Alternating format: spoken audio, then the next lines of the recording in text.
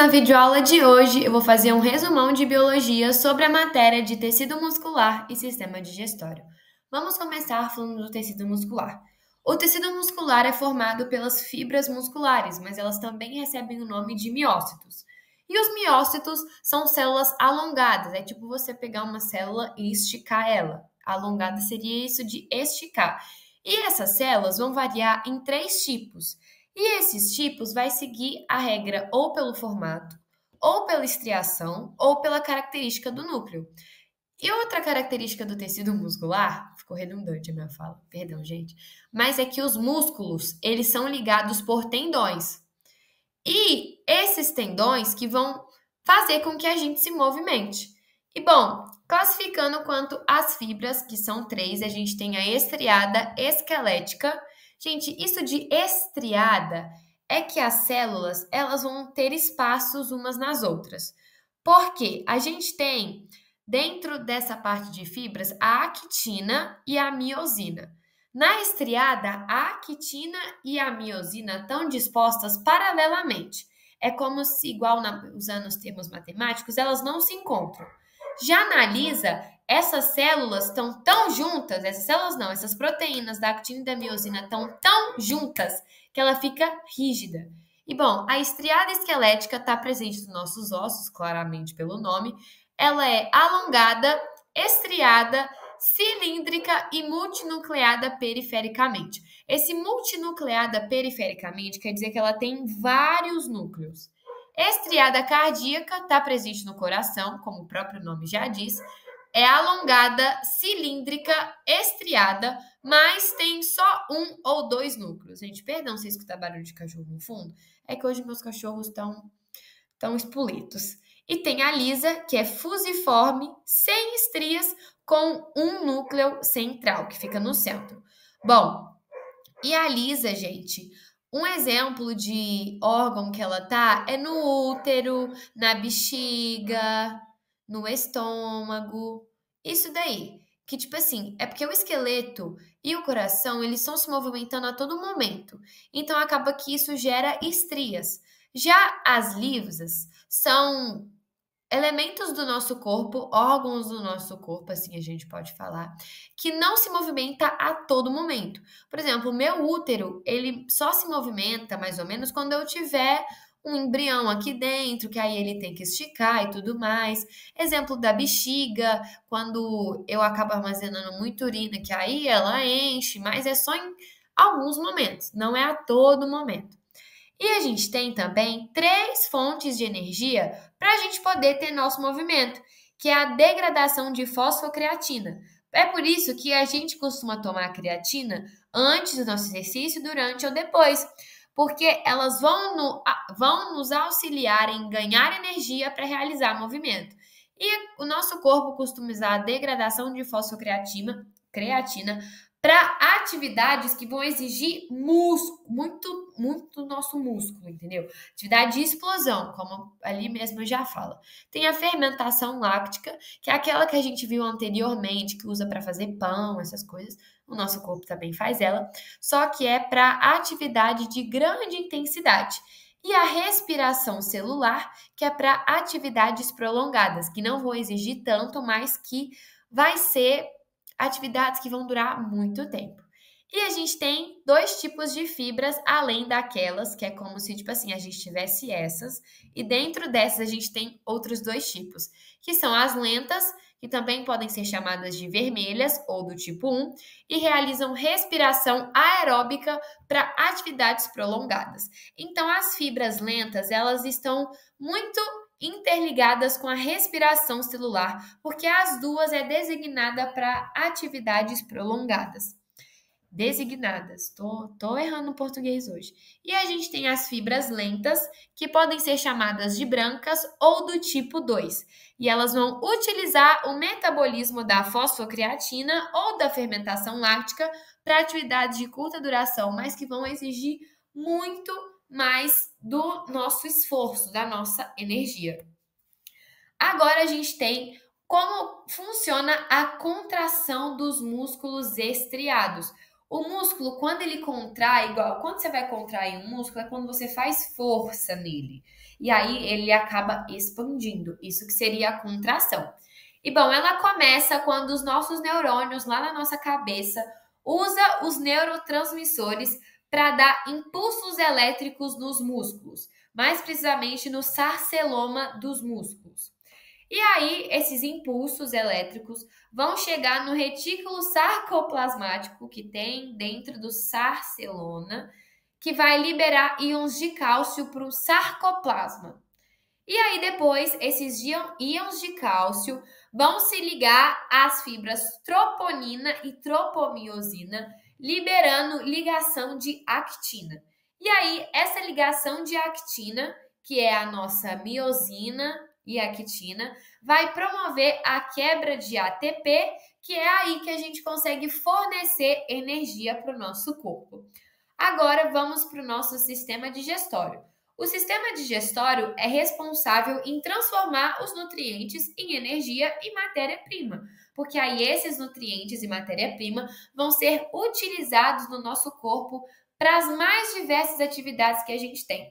E bom, o processo digestivo é dividido na etapa da mastigação, que é a de você mastigar ali o alimento, deglutição, de engolir, digestão química, que é quando o nosso corpo digere o nutriente que a gente comeu, absorve ele, que aí vamos supor, gente, o meu coração precisa de tal nutriente. Aí o meu coração vai absorver esse nutriente. E a eliminação de resíduos é por meio da urina ou das fezes. Lá no nosso sistema digestório, a gente tem um serzinho que vai estar do início ao fim no nosso sistema de digestão, que é o tubo digestório, que ele simplesmente é um canal que vai da boca até o ânus. Tem noção disso? E ele vai seguir a seguinte ordem. Ele vai da boca para a faringe, da faringe para o esôfago, do esôfago para o estômago, do estômago para o intestino delgado, do intestino delgado para o intestino grosso, do intestino grosso para o reto e do reto para o ânus. É literalmente o caminho que o alimento faz quando ele entra no nosso corpo. E dentro do sistema digestório, a gente tem órgãos e glândulas que vão ajudar na digestão. Exemplos de glândulas é as salivares e de órgãos é o fígado, a vesícula biliar e o pâncreas. Os processos da digestão é dividido em dois. Da parte física, que envolve aquele negócio de mastigar, de engolir, é mais relacionado a movimento. Agora, a parte química é quando o nosso corpo realmente faz a digestão e absorve os nutrientes. A gente tem as glândulas salivares, que elas são produzidas na nossa boca mesmo, e a gente tem, como glândula salivar, as parótidas, sublinguais e submandibulares. Uma enzima que a gente tem na saliva e que, tipo assim, é a mais comum na nossa boca é a amilase salivar, que é ela que vai transformar um amido em carboidrato simples e o glicogênio em oligosacarídeos. Agora, a gente vai ter aqui todos os órgãos que são cruciais para a nossa digestão acontecer. Então, aqui no caso, a gente vai ir no sentido horário, começando da boca e terminando lá no pâncreas. Bom, a boca, dentro dela a gente tem os dentes, a língua e as glândulas salivares. E todos esses serizinhos vão ajudar na nossa digestão. Outra característica que a gente tem na boca é que na boca a gente tem a língua. E a língua, por conta das papilas gustativas, é que vão identificar o sabor das coisas que a gente digere. E esse sabor pode ser doce, salgado, azedo, amargo ou umami. Umami, gente, seria um agridoce, quando a gente não consegue identificar se é nem salgado nem doce, ou então nem azedo nem amargo. A gente tem a faringe, que ela está no final da cavidade bucal e ela existe tanto no sistema respiratório quanto no sistema digestório. E é por isso que a gente engasga, porque às vezes lá na faringe, ao invés do alimento ir para o esôfago, ele vai para o pulmão, para o canal do pulmão. A gente vai ver isso nos próximos capítulos ali. E lá na faringe vai ter a válvula da epiglote, que seria, por exemplo, quando a gente está mastigando, a epiglote abre para o alimento poder ir para o esôfago. Mas quando a gente não está comendo, ele fecha para não poder ir coisas estranhas no nosso organismo e no nosso sistema digestório. E é ele que vai, né, definir o canal que o bolo alimentar vai passar. A gente tem o esôfago, que é aquele meio termo que está entre a faringe e o estômago. Gente, você acredita que o nosso bolo alimentar leva no máximo 10 segundos para percorrer o esôfago? Para vocês terem noção que ele não é tão grande assim.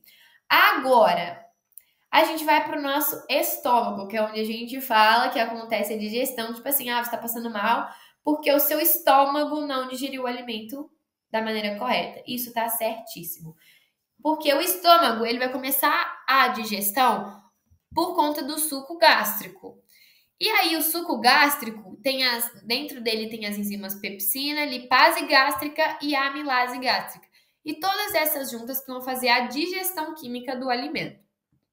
Gente, para vocês terem noção do quanto dentro do nosso estômago é ácido, o pH ótimo das enzimas que tem dentro do estômago é em torno de 2. E, tipo assim, quanto mais perto de 1, de 0, não sei, for o pH de uma substância, é porque mais ácida ela vai ser. Pensa 2. Dentro do estômago, galera, uma curiosidade aí, a gente tem 2 hormônios que regulam a fome, que é a grelina e leptina. Pra vocês não esquecerem, é só vocês lembrarem do grelo, tá, gente? Grelina. E a gente tem o intestino delgado, que é nele que a digestão se completa e vai começar a absorção de nutrientes. Gente, o intestino delgado é tão grande, ele tem mais ou menos 2,5 metros. Já pensou ter uma coisa de 2,5 metros dentro do nosso corpo, se nem a gente consegue ter 2,5 metros? E dentro do intestino delgado, a gente tem o duodeno, jejuno e o íleo. Com o intestino delgado, a gente também tem a ajuda da enzima do suco pancreático e, nesse caso, da bile. O intestino delgado, ele já é mais básico, porque o pH ótimo dele é 8. E se é acima de 7, quer dizer que já é básico. E dentro do intestino delgado, a gente produz o quimo. Por quê? O quimo foi produzido no estômago. Gente, buguei aqui tudo. No intestino delgado, a gente produz o quilo, porque basicamente foi o quimo que foi transformado em quilo. E aí temos o intestino grosso, que ele vai absorver água, vai formar e lubrificar as fezes. Absorve água, forma e lubrifica as fezes. E esse órgão é dividido em seco, e esse seco está ligado ao íleo que a gente viu do intestino delgado. Porque basicamente quando acaba o intestino delgado, já vai automaticamente para o intestino grosso. E o íleo tem cólons ascendentes, transversos, descendentes e sigmoides. Gente, não me perguntem isso que eu não entendi isso, mas coloquei aí. E aí, o quilo que foi produzido no intestino delgado, transformado em quilo no intestino delgado, vai ser transformado em bolo fecal no intestino grosso. E aí, depois ele passa pelo reto, que é tipo o canal que a gente tem dentro do corpo até a parte de fora, que aí vai levar para o ânus e onde a gente vai tirar na hora de fazer cocô, né, gente? E a gente tem o fígado. Agora a gente vai mais para as glândulas que ajudam no processo de digestão, que são órgãos. Glândulas barra órgãos. E o fígado é a maior glândula do nosso corpo. E ele tem função de formar a bile, que é tipo assim, a gente fala que que é quando a gente vomita aquele líquido amarelo, não é necessariamente a bile, mas é só para vocês contextualizarem. Armazenar carboidrato, ferro e algumas vitaminas, metabolizar álcool, lipídios e algumas substâncias tóxicas. É por isso, gente, que quando vocês ficam de ressaca, é porque o seu fígado teve que metabolizar muito álcool, né? Porque vocês beberam demais. E a gente tem o pâncreas, que é uma glândula mista anfícrina. Por que ela é mista anfícrina? Porque ela vai ter uma parte que vai fazer uma coisa fora e outra que vai fazer uma coisa dentro. A porção exócrina, igual eu sempre falo para vocês lembrarem, é que lembra de ex, gente. Ex não tá na sua vida mais. E porção exócrina é porque ela tá fora do pâncreas e ela vai secretar o suco pancreático. E a parte de dentro, que é a endócrina, vai produzir as ilhotas de Langerhans. E aí no pâncreas, a gente tem 2 células que vão secretar uma substância que a gente tem no pâncreas, que é por conta dele que a gente já entra em diversos outros processos do nosso corpo. A gente tem as células beta, que formam a insulina, que é aquela que a gente tem que tomar quando a gente tem diabetes. Olha aí como que já envolve o pâncreas. E a gente tem as células alfa, que já são responsáveis pelo glucagon. E essa foi a nossa videoaula de hoje. Eu espero que vocês tenham gostado. Qualquer dúvida é só deixar aí nos comentários que eu respondo.